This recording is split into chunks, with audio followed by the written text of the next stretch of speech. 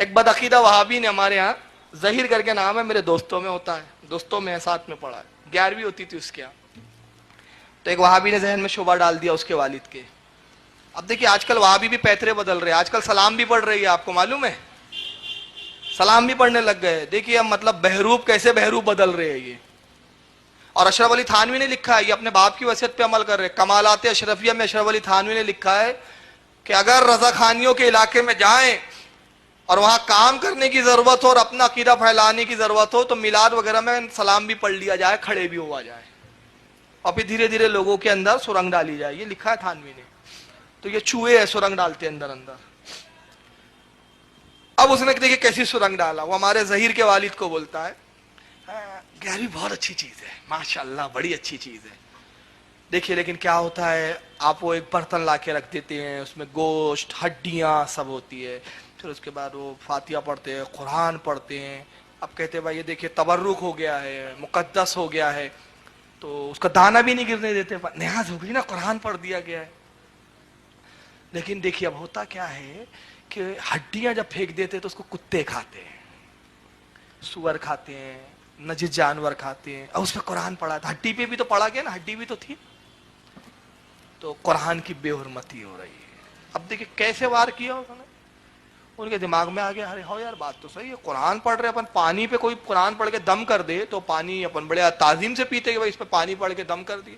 فاتحہ میں بھی کھانا رکھتے ہیں، فاتحہ پڑھتے ہیں، قرآن پڑھتے ہیں. اب اس میں گوشت ہے، بریانی بنی ہے، مان لیجئے پلاؤ بنا ہے، تو اس میں گوشت ہے، ہڈی ہے، تو گوشت تو کھا لی، ہڈی تو پھینکتی ہے نا آخر. اور پھر ہوتا ہے کتے بھی کھاتے، سور بھی کھاتے. 11ویں بند. کون بلا میں پڑے بھائی، اتنی احتیاط ہوتی نہیں، ہڈی دفن کرو بولے. اب ایک بار یہ ہوا کہ وہ ظہیر آیا، یار فاروق بھائی یار وہ ابا جو ہے نا وہ وہابیت کی طرف جا رہے، ملاؤ یار بڑے میاں سے. ملاقات ہوئی، کیا ہوا چچا، کیا ہو گیا ایسا؟ تو چچا بہت دیر کے بعد اگلے. تو بہت دیر کے بعد بیٹا ایسا ہے، اپن جو طریقہ اپن نے سنیت کے نام پہ بنا لیا نا بیٹا، وہ سب غلط ہے. یہ اچھا غلط کیا غلط ہے؟ 11ویں کو لے لو آپ، 11ویں کو. میں نے کہا آپ کو مجھ پہ بھروسہ ہے؟ ہاں ماشاءاللہ آپ کو تو اللہ نے بڑا علم دیا. میں نے کہا اس سال 11ویں رکھو، 6-7 لوگوں کو بلا، مگر اس مولوی کو ضرور بلاؤ، اس کو بھی ضرور بلاؤ. بولے وہ نہیں آئیں گے. ارے میں نے فورس کر کے بلاؤ. اور اگر میں نے کہا وہاں اس کو میں نے مطمئن نہیں کر دیا تو پھر اس دن سے میں آپ کو کہوں گا کہ 11ویں مت کرنا. میں نے اتنا بڑا چیلنج کر دیا. اور میں نے کہا اس خبیث سے 11ویں نہ منوا لیا تو اپنے باپ کی اولاد نہیں بولنا. اب وہ بہت میں نے جب فورس کیا، بھی میرے دوستوں نے بھی دباؤ ڈالے تو تیار ہو گئے بڑے. بہرحال انہوں نے 11ویں رکھی. اب بہت انتظار کے بعد وہ 11ویں کے نام پہ فاتحہ واتحہ رکھی، بلائی. مولوی کو بھی بلائے صاحب، مولوی صاحب بھی آ گئے. کھانے آ جاتے یہ لوگ، بڑے بے شرم ہوتے ہیں. یہ بات خاص ہے، غیر اللہ چلتا رہے گا، لیکن کھانے بلاؤ تو بے شرم آ جائیں گے، گدھے کی طرح منہ ڈالنے آ جاتے ہیں. آ گئے وہ صاحب. اب بیٹھے ہیں تو وہ ظہیر کے والد صاحب ہمارے، یہ ہمارے دوست کے ساتھ پڑھے ہیں، یہ جناب فاروق رضوی صاحب ہے. اچھا اچھا اچھا اچھا.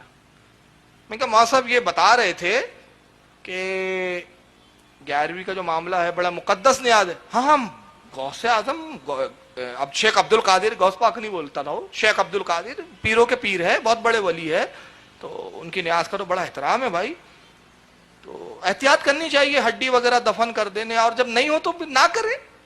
فرض واجب تو ہے ہی نہیں، اگر احتیاط ہوتی تو کرے، نہیں تو نہ کرے. اب ظاہر ہے آدمی احتیاط نہیں ہوتی تو گھبراتا ہے تو پھر چھوڑ دیتا ہے. یہ پیترا اس نے اپنایا. میں نے کہا یہ بتائیے مولوی صاحب یہ نیاز کس کی ہے؟ یہ تو شیخ عبد القادر کی نیاز کہی جاتی ہے. اچھا میں نے کہا ان سے منسوب ہے نا، لیکن میں نے کہا ایک اور نیاز ہے، اس نیاز کا کرنے کا نہ غوث پاک نے حکم دیا، نہ میں نے کہا رسول اللہ کا کوئی فرمان ہے. یہ سنی بزرگوں نے شروع کیا، سنیوں کی خراج عقیدت پیش کرنے کا طریقہ ہے. یہ فرض ہے نہ واجب ہے؟ ہاں بے شک بے شک. میں نے کہا کرے تو ثواب، نہ کرے تو کوئی گناہ نہیں. اگر کوئی 11ویں شریف نہ کرے تو ایسا ہے کہ غوث پاک قیامت میں پوچھیں گے کیوں بھائی 11ویں کیوں نہیں کیا تھا تو نے میری؟ نہیں پوچھیں گے.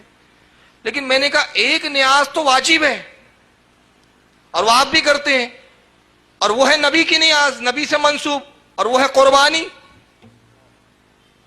اور وہ ہے واجب، مال ہو تو واجب. تو میں نے کہا مولانا اس کی ہڈیاں آپ نگل لیتے ہیں کیا؟ ہو گیا فبہت الذی کفر. اس کی ہڈی کیا کرتے؟ عشاء کا وقت ہو گیا ہے، انشاءاللہ آپ سے ماشاءاللہ آپ کہیں پڑھ رہے ہیں؟ نہیں پڑھ نہیں رہے، پڑھا رہے ہیں، غلط فہمی میں آپ پڑھ نہیں رہے ہیں، پڑھا رہے ہیں. انشاءاللہ بات کریں گے. ماشاءاللہ بہت اچھی بات کی، میں غور کروں گا. وہ ہمارے پھر ظہیر کے والد کا دماغ کھلا، ارے یار میں نے کہا یہ ہے فتین، یہ شیطان ہے، ان کو سب نہیں پر پائیں گے، ان کے لیے رضا کے غلام چاہیے رضا کے نیزوں کے ساتھ. تو ایسے ذہنوں میں ڈالتے ہیں. ایسی کئی مثالیں ہیں کہ ذہنوں میں کیسے مطلب شبہات ڈال دیے جاتے ہیں. اس لیے بس آخری بات پہ میں ختم کر رہا ہوں، اسی لیے میں ایک نصیحت پروگراموں میں کرتا ہوں، اپنے علماء سے رابطہ رکھیے. ہوتا ہے بعض اوقات ایک مولانا سے آپ مسئلہ پوچھتے ہیں، نہیں بتا پاتا ہے مولانا، یہ مت سوچیے یار مولانا نے بتایا تو چھوڑو یار، دوسرے مولانا سے پوچھیے. ایسے مولانا سے تو صحبت اختیار کیجئے جو بتاتے ہیں.